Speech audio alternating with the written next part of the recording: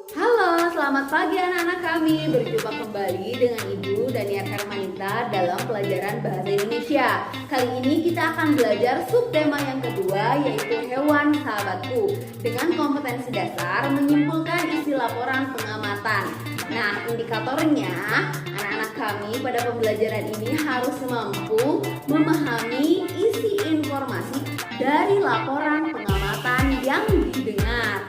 Oleh karena itu, seperti biasa, Ibu akan mereview pelajaran sebelumnya mengenai teks laporan pengamatan. Apa itu teks laporan pengamatan? Ayo, masih ingat nggak? Benar sekali, teks laporan pengamatan adalah teks yang ditulis berdasarkan hasil pengamatan terhadap suatu objek. Lalu, seperti apa ciri-ciri laporan pengamatan yang benar? Yang pertama, bersifat faktual. Apa itu faktual? Faktual adalah nyata berdasarkan data.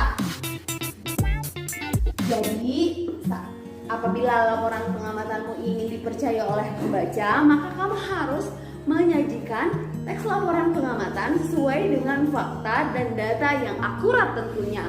Yang kedua, bersifat objektif. Apa itu objektif? Objektif adalah apa adanya. Maksudnya, teks laporan pengamatan yang kamu tulis harus benar-benar sesuai dengan keadaan yang sebenarnya dari objek yang kamu amati. Yang ketiga, laporan ditulis secara lengkap dengan diksi atau pilihan kata yang komunikatif. Apa itu komunikatif? Komunikatif adalah mudah dimengerti. Jadi, saat kamu menulis teks laporan pengamatan, harus menggunakan bahasa yang mudah dimengerti oleh pembaca. Yang keempat, isi laporan sistematis. Apa itu sistematis? Sistematis adalah berurutan dari awal sampai akhir. Maksudnya, teks laporan pengamatan yang kamu buat harus sesuai dengan urutan laporan saat pengamatan yang pertama, yang berikutnya, dan tahapan laporan pengamatanmu yang terakhir. Yang kelima, menggunakan kalimat efektif.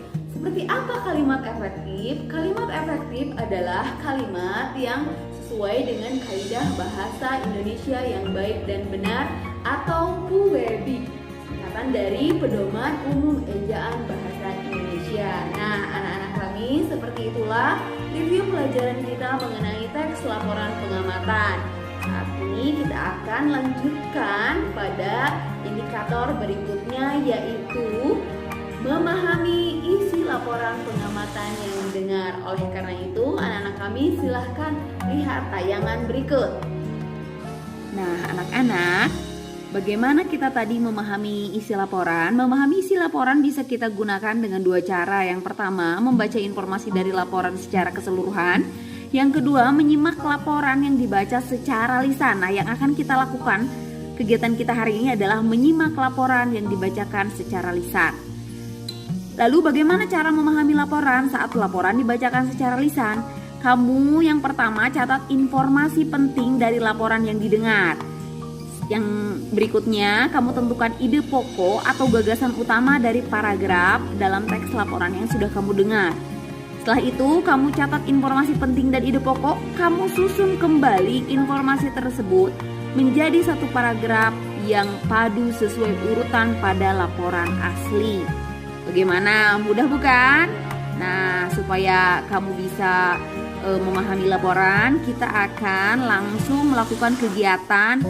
Anak-anak kami dengar dan simak dengan baik laporan yang Ibu bacakan ya. Jangan lupa kamu tulis informasi penting dari laporan yang Ibu baca. Simak dengan baik ya anak-anak. Ibu akan bacakan laporan pengamatannya. Dan yang berjudul Burung Pelikan. Paragraf 1. Pelikan merupakan burung berparuh panjang dan berkantung. Kantung pada paruh pelikan menjadi ciri bagi unggas ini. Kantung tersebut berfungsi sebagai tempat untuk menampung makanannya yang berupa ikan. Ikan-ikan di sungai atau rawa ditangkap dan dikumpulkan pelikan di dalam kantung di paruhnya. Setelah terkumpul, barulah pelikan menelan dan mencernanya. Paragraf 2. Selain berparuh panjang dan berkantung, pelikan memiliki sayap yang panjang. Panjang sayap unggas ini bisa mencapai 2,7 meter. Sayap-sayap tersebut membantu pelikan untuk terbang di udara, baik untuk mencari makan ataupun berimigrasi. Paragraf 3. Burung pelikan biasa hidup di danau, rawa, sungai, ataupun laut. Hewan ini dapat dijumpai hampir di seluruh dunia, termasuk di Indonesia. Salah satu tempat untuk menjumpai pelikan di Indonesia adalah taman safari dan kebun binatang. Nah, setelah tadi anak-anak menyimak teks laporan pengamatan yang berjudul Burung Pelikan, Ibu akan memberitahu bagaimana cara menentukan informasi penting. Informasi penting yang sudah Ibu dapat dari paragraf pertama adalah, silakan dibaca ya, yang kedua, dan paragraf yang ketiga. Dari mana informasi penting ini didapat? Informasi penting ini didapat dari gagasan utama setiap paragraf pada teks laporan pengamatan. Anak-anak kami juga bisa menentukan hal-hal penting dari teks laporan pengamatan yang sudah kamu dengar. Mengerti kan? Nah, sekarang kita akan melakukan kegiatan berdasarkan kompetensi dasar 41, yaitu menceritakan kembali informasi dalam laporan. Kalian kerjakan nomor 1 sampai 5. Selamat mengerjakan.